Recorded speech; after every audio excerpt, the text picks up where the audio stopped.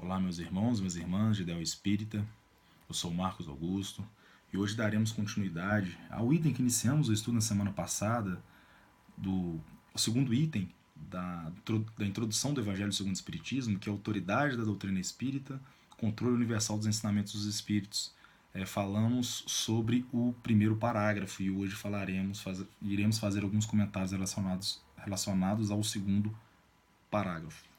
Kardec diz o seguinte: Deus quis que a nova revelação chegasse aos homens por uma via mais rápida e mais autêntica.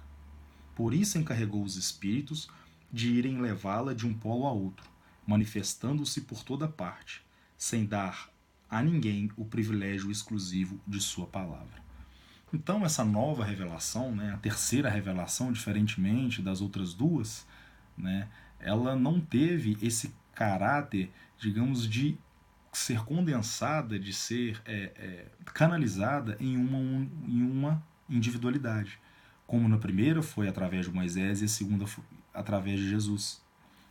Deus optou, com palavras do codificador, de disseminá-la em todas as partes, em todos os cantos, sem diferença de credo, sem diferença de cultura, sem diferença de raça, para que exatamente ela ganhasse esse caráter de rapidez, de agilidade em todos os cantos do globo, para que todos tivessem acesso a essas informações. Portanto, a grande diferença relacionada às outras revelações não era o povo, nessa do caráter do Espiritismo, não é o povo que vai de encontro à revelação, mas sim a revelação vai de encontro ao povo. Isso que deu esse caráter de agilidade e principalmente de uma propagação tão rápida do Espiritismo. E além, diferente do passado, das outras duas revelações, além das pessoas ouvirem e presenciarem esses ensinamentos, hoje elas vivenciam essas revelações, pois elas são parte, elas fazem parte do mecanismo pela qual essas mensagens se expressam. Então essa atitude ela deixa de ser uma atitude passiva e torna-se uma atitude ativa, exatamente por serem o canal de onde provém da forma como chega essas mensagens. Então a gente vai perceber que o mecanismo ele sempre foi espiritual. Moisés era médium de Jesus e de seus assessores, dos assessores de Jesus, assim como nos informa Emmanuel no livro Consolador. E Jesus era um médium de Deus. Isso faz com que a gente perceba que a revelação ela sempre vem de Deus. E pelo fato dela vir de Deus, ela não pode ter origem no plano material. Ela sempre vai ter origem no plano espiritual. Porém, ela precisa de uma forma de se expressar no plano material, que é o plano do qual estamos. Então, por isso, Kardec diz que, mesmo tentando calar as pessoas que trazem esses ensinamentos, mesmo tentando fazer com que os ensinamentos morram através de tentar eliminar, digamos assim, essas pessoas, isso não poderia vir a acontecer, exatamente por ela não ser uma criação humana. Porque você pode se calar uma pessoa aqui, mas ali aparecerá outra pessoa, porque a fonte não se encontra no homem. O homem é apenas um processo pelo qual ela se manifesta. E Kardec também faz um comentário que podem se queimar os livros, mas não podem se queimar os espíritos.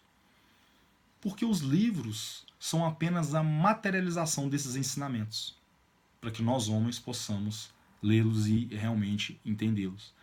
E não são os homens a origem, o nascedouro desses ensinamentos, são os espíritos.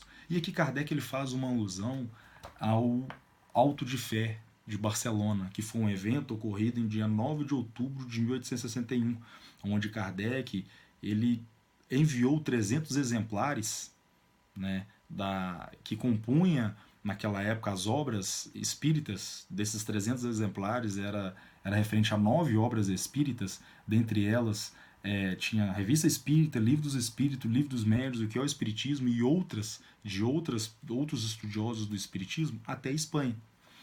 Só que essa obra, esses exemplares, esses livros, eles foram confiscados pela Igreja Católica, e foram considerados como heresia à Igreja, não é? Que era um ato ainda remanescente da Inquisição. Portanto, foi determinado que todos esses exemplares fossem queimados. A atitude da igreja foi com o objetivo de tentar calar o espiritismo. Porém, como diz a famosa expressão, o tiro saiu pela culatra. E essa foi a maior forma de propagação do espiritismo, porque diversos jornais emitiram nota de repúdio ao ato. Não necessariamente em favor do espiritismo, mas ao ato reivindicando a liberdade de expressão, que ainda àquele tempo estava sendo tolhida. Portanto, várias pessoas se interessaram e ficaram curiosas no conteúdo daqueles livros, né? Quem quiser saber um pouco mais a respeito, na Revista Espírita de novembro de 1861, Kardec narra todo o acontecimento. E um fato também muito marcante, presente na Revista Espírita, que 9 meses após esse auto de fé de Barcelona, o bispo que foi o encarregado dessa execução, que é o bispo Dom Antônio Palau, ele desencarna. E em agosto de 1862. E então foi sugerido a Kardec que evocasse esse espírito. Porém, ele espontaneamente ele deu uma comunicação, onde ele reconheceu o seu erro e ainda no final da sua mensagem pediu que orassem por ele.